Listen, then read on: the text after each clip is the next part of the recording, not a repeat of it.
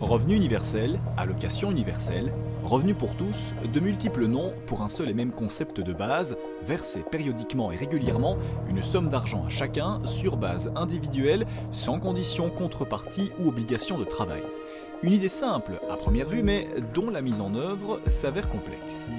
La crise socio-économique liée au coronavirus ainsi que la crise énergétique que nous traversons actuellement ont conduit plusieurs pays à réactiver cette idée de garantir à tous les citoyens un revenu minimum de base visant à éviter de basculer dans la pauvreté.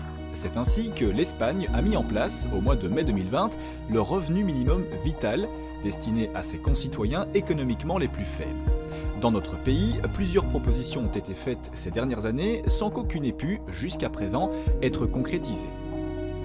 L'allocation universelle, qui promet donc le versement sans condition et à tout un chacun d'une somme identique et préalablement définie, est probablement un des sujets socio-économiques les plus clivants qui puissent être abordés. Ce mécanisme pourrait pourtant répondre à la crainte de déclassement social des plus démunis ou encore à la pression de plus en plus forte sur les classes moyennes.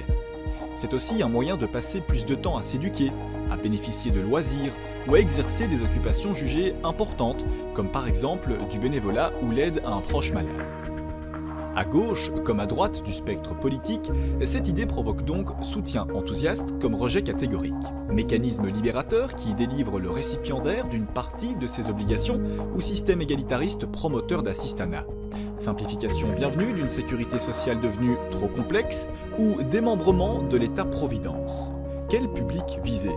Quel montant octroyer? Comment financer cette mesure?